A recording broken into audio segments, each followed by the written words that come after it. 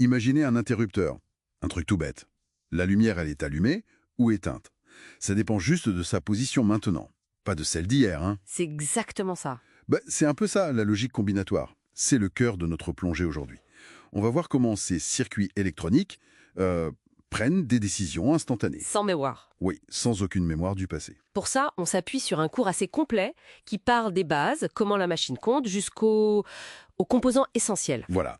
Et notre mission, si on peut dire, c'est de décrypter un peu ce qui rend ces circuits si rapides, si prévisibles, comment ils jouent avec les 0 et les 1. Et on va découvrir quelques composants assez astucieux qui font des choses complexes avec des règles très simples. Ce qui est assez fascinant, c'est justement ça, cette logique sans mémoire, et elle est cruciale en fait. D'accord, alors, allons-y.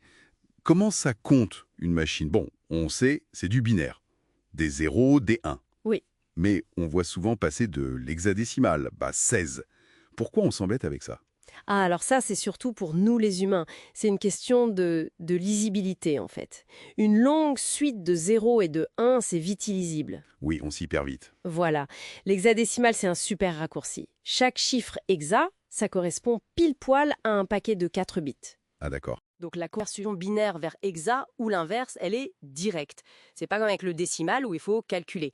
Ça simplifie, énormément la lecture, l'écriture, surtout quand on regarde du code machine, des choses comme ça. Ok, c'est juste pratique pour nous.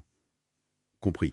Mais ça se complique un peu si on veut des nombres négatifs, non?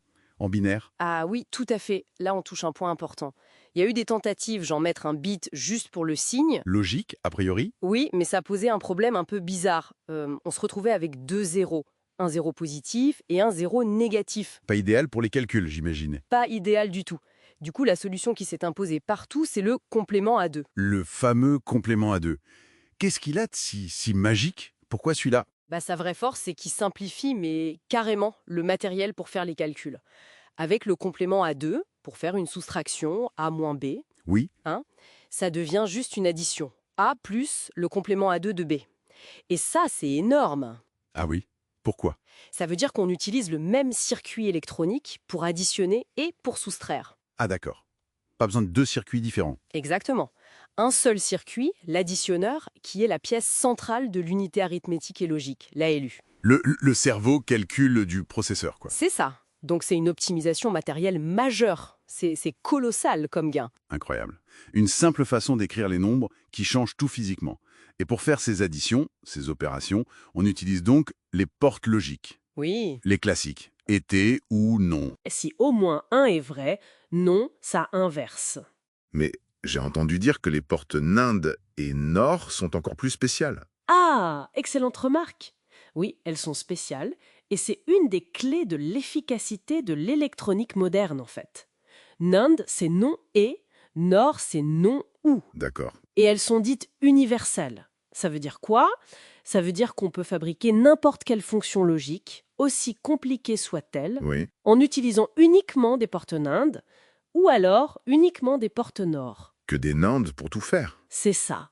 C'est un peu comme découvrir qu'on peut construire une ville entière avec une seule forme de briques Lego. C'est puissant. Carrément. Et c'est super efficace pour la fabrication en série, surtout avec les technologies comme le CMOS qu'on trouve dans presque toutes les puces aujourd'hui. Une seule brique. Fascinant.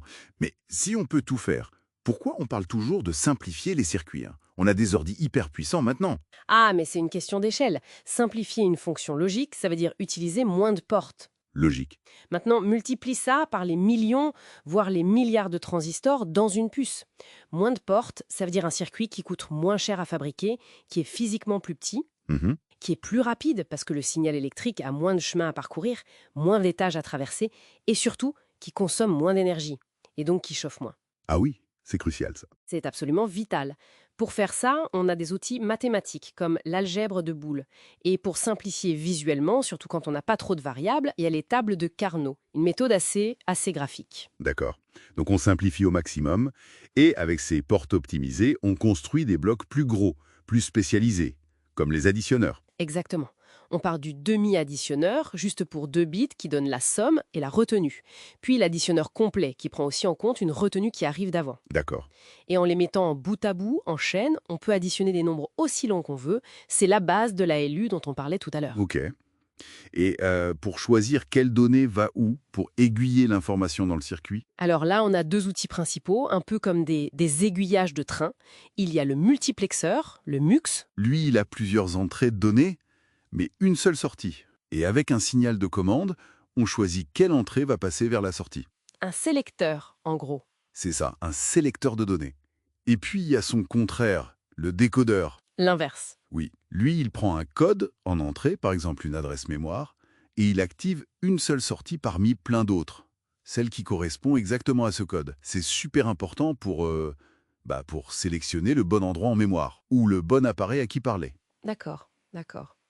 Bon, si on essaye de résumer un peu cette plongée rapide, Alors, on a vu logique combinatoire égale traitement instantané, zéro mémoire. On représente les nombres, même négatifs, super astucieusement, avec le complément à 2, ce qui simplifie le matériel. oui, des portes très simples, surtout les NAND et NOR, permettent de tout construire, comme des briques universelles. Les briques Lego. Voilà, simplifier ces constructions, c'est vital. Coût, vitesse, énergie, merci l'algèbre de Boole et Carnot. Et enfin, des blocs essentiels. Additionneur pour calculer, MUX pour choisir, décodeur pour activer. Mais ce qui reste frappant, c'est toujours cette absence de mémoire. Et pourtant, c'est quand on combine cette logique instantanée avec des éléments qui, eux, peuvent garder une info, ça, c'est la logique séquentielle qu'on obtient la vraie puissance des systèmes numériques. Mais bon, ça, ce sera pour une autre exploration. Peut-être une dernière petite idée pour la route. Si ces circuits de base n'ont aucune mémoire, comment ils peuvent être le fondement de systèmes qui, eux, semblent apprendre, s'adapter? Je pense à l'intelligence artificielle, par exemple. Bonne question. Ça ouvre une réflexion assez intéressante sur comment la complexité, voire l'intelligence, peut émerger de l'assemblage de composants finalement très très simples.